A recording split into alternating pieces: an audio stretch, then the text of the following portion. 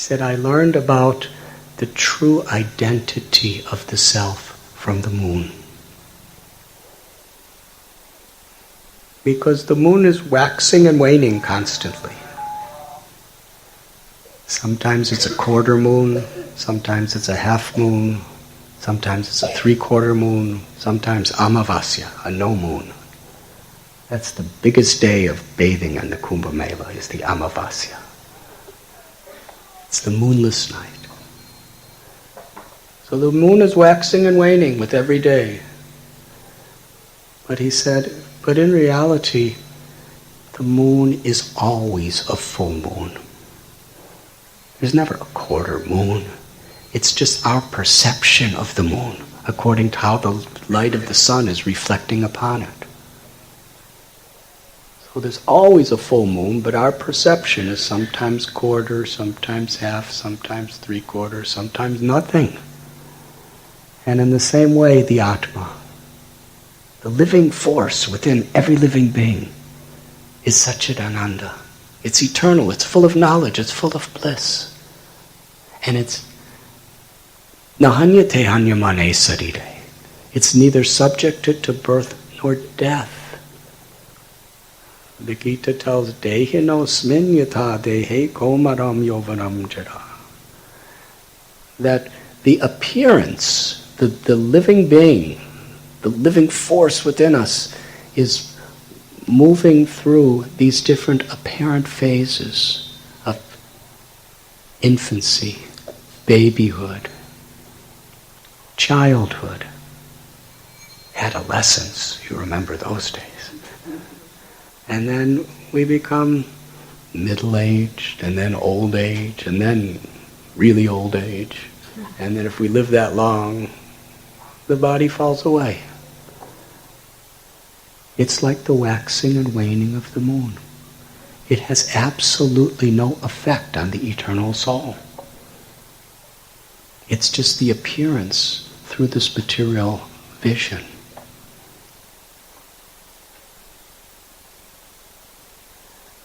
I remember, now I'm adding something to what the Srimad Bhagavatam tells me, but it's in harmony with the message.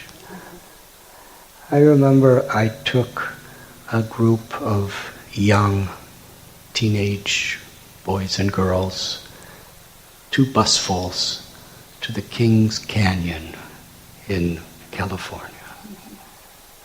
Have any of you been to Kings Canyon? It has the largest trees on Mother Earth. We went to the biggest tree on earth. His name is General Sherman. He's a sequoia tree. And he's so big, I'm trying to remember the exact statistics, but if you hollowed out the trunk and filled it with water, it could give a family of 6 people 3 baths a day for something like 36 years.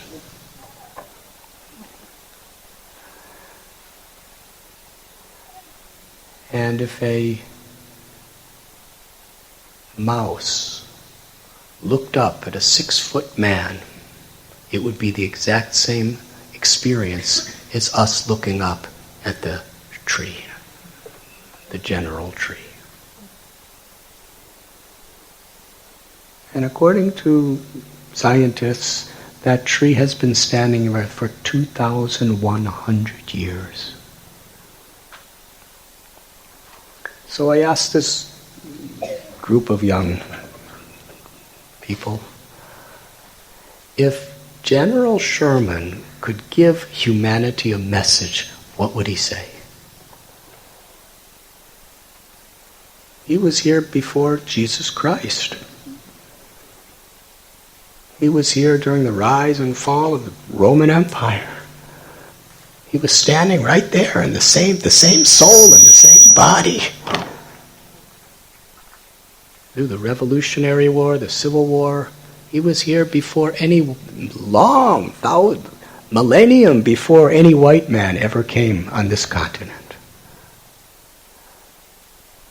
What would be his message to humanity? And the boys, they made all these joking remarks. And then this girl, she was 14 years old. She started to cry. Seriously cry. And she was choked up, and two of her friends put their arms around her and to help her and said, speak. And with a choked voice, she spoke. And it really felt like the tree was speaking through her. Kind of like she was channeling General Sherman Tree. And with great emotion, she said, "You human beings are so foolish. You have such tiny, insignificant, short little lifetimes. How many generations have gone and passed in 2,100 years?" She said, "In your human life, you have the opportunity to connect with your eternal soul, to realize your own existence beyond birth and beyond death. Why do you waste your time fighting, having wars, and obsessing your minds with such insignificant, superficial, foolish little attachments and pleasures in your insignificant little lifetime? All your wars, all your fighting, all your time wasted on what? Why not seek the true eternal treasure of the soul?"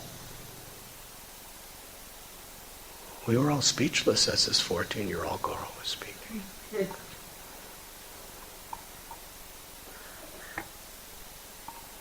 And then it felt so much like the tree was talking to us through her, that we all gathered in a circle around the tree.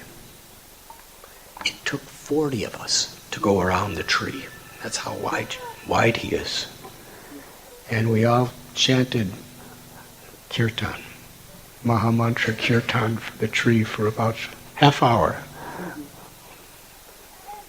Trying to liberate that poor soul.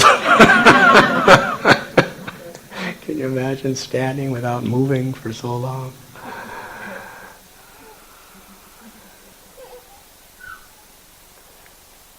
But that's the lesson that the Avadut in the jungle learned from the moon. That the soul never changes. The body, the mind, everything is changing. Why not focus on what's really important in life? You were listening to Radhanath Swami on devotionalnectar.com.